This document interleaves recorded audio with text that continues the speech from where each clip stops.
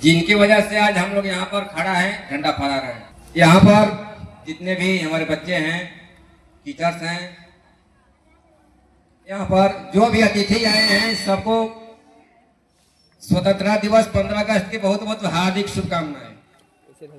आप सभी लोगों को पता है कि आज हम लोग यहाँ पर उपस्थित हुए हैं क्यों? स्वतंत्रता दिवस मनाने के लिए।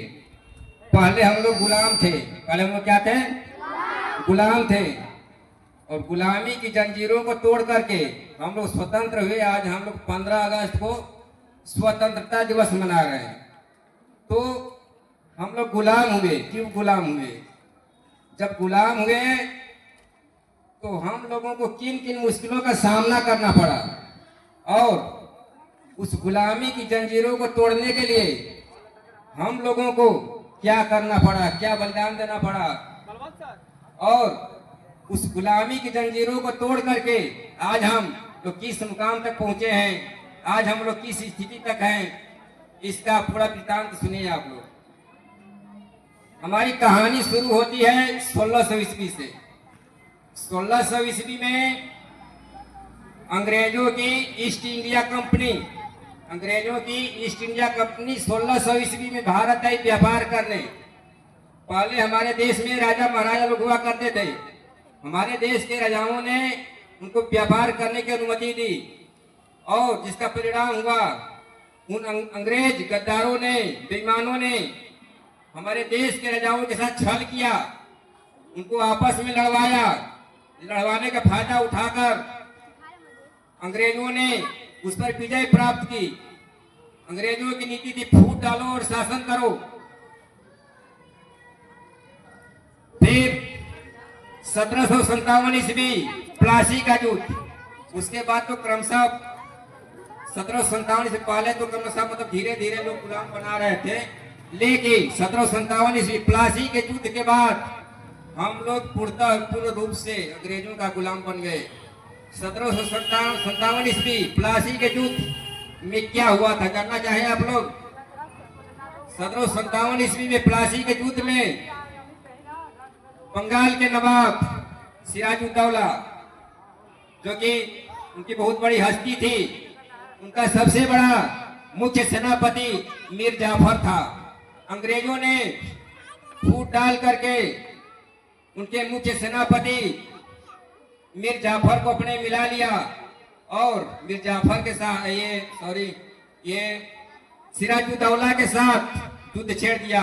जब युद्ध छेड़ा तो क्योंकि ये मीर जाफर उनका मुख्य सेनापति अंग्रेजों से मिल चुका था और उनका साथ देने से इनकार कर दिया, जिसके परिणाम स्वरूप सिराजुद्दौला बंगाल के महान हस्तिकार सिराजुद्दौला युद्ध हार गए, जिसके परिणाम स्वरूप हम लोग पूर्ण रूप से अंग्रेजों का गुलाम बन गए।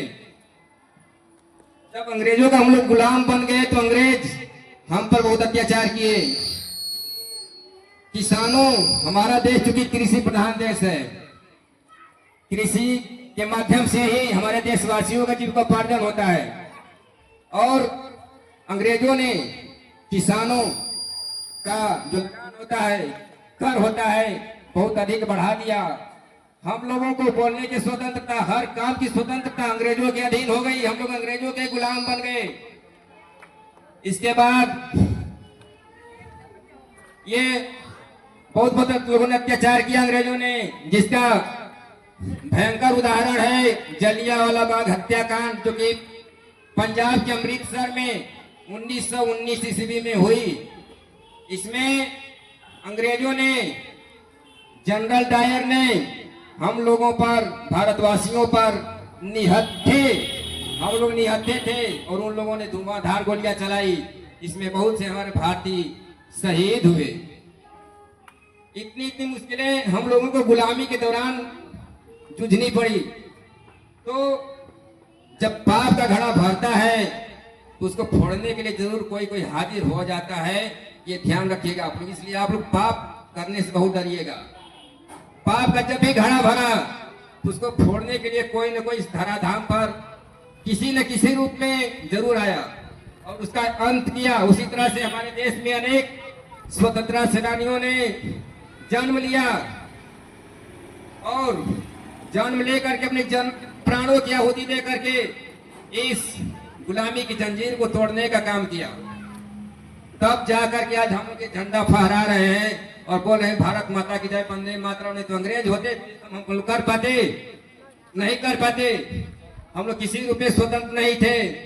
और आज हम लोगों को क्या करना है ताकि हम लोग का देश सुरक्षित रहे, इस पर भी ध्यान देने की जरूरत है। हम लोग जब भगत सिंह थे तो कहा करते थे, जब भगत सिंह थे तो कहा करते थे कि यदि हम हिंदू, मुसलमान, सिख, ईसाई आपस में लड़ते रहे तब तो हमारा देश आजाद हो चुका। वही बात आज भी है, हम आजाद हो चुके हैं, लेकिन आपस में हिंदू, मुस्लिम, सिख, ईसाई हमारे अंदर भरी हुई है। तो हम लोग भगत सिंह अपने वीरों का सपना, अपने शहीदों का सपना तभी पूरा कर पाएंगे जब हम लोग केवल भाईचारा अपनाएं, धर्म जाति से ऊपर राष्ट्रवाद, देशभक्ति अपनाएं, तभी हम लोग सही मायने में आजाद हिंद के लोग कहला पाएंगे। जय हिंद, जय भारत, वंदे मातरम।